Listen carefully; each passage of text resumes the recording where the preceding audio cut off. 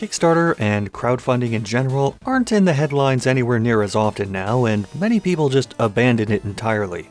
Still, some projects do garner a fair amount of support, such as Mina the Hollower by Yacht Club Games, which has more than doubled its funding goal with plenty of time to spare.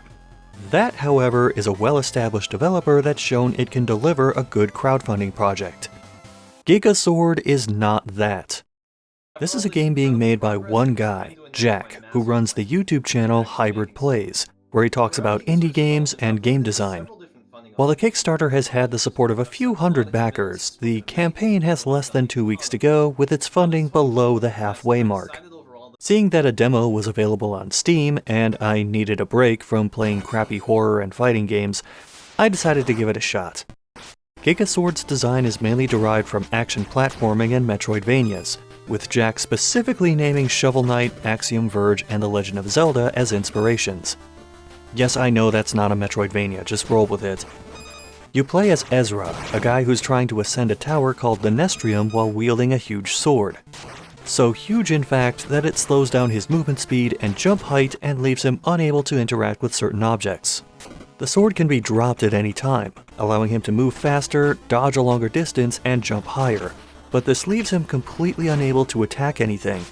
This is the overarching mechanic of the game, solving puzzles and traversing the tower by either ditching the sword or using it as a key, using it to move blocks, dropping it onto platforms, or sending it through elevators to solve various puzzles. The demo itself is a decent length, covering 2 quote-unquote levels, one of which is about 33 rooms in size. It does a decent job showing off a few possibilities of what to do with the sword, such as how Ezra can either swim without it or sink to the bottom with it, or how the sword is heavy enough to weigh down pressure switches. The platforming handles quite well thanks to the tight controls, and also allows for a bit of finesse with how performing a downward strike in mid-air gives a slight boost mid-jump before lunging downward in an attack that can still be guided slightly to either side. I'd say the enemy variety is decent in the demo. The developer has teased things that aren't in here, and it seems like the ones present are there to emphasize the different ways to approach enemies. Some you can just run up to and attack, some require a downward stab to damage at all, some require dodging and then attacking, and one even includes a bit of manipulation based on how far you stand from it. It helps that the enemies only deal damage when attacking you.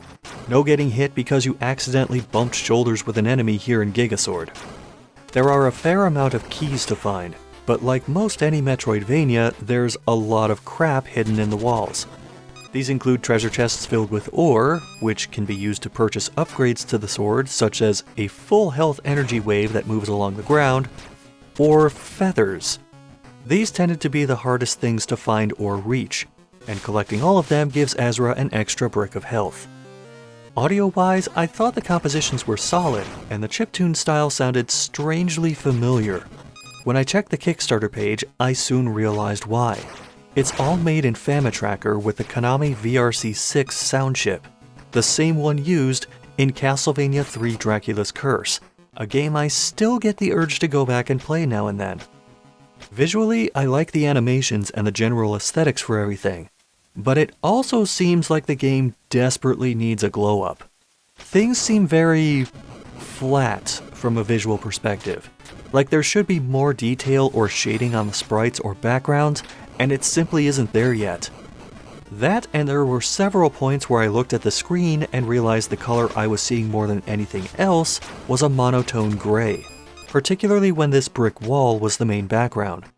Too much of any color, particularly gray or brown, can make a game seem very dreary and uninteresting, and this game flirts with that in some areas way more than it ever should.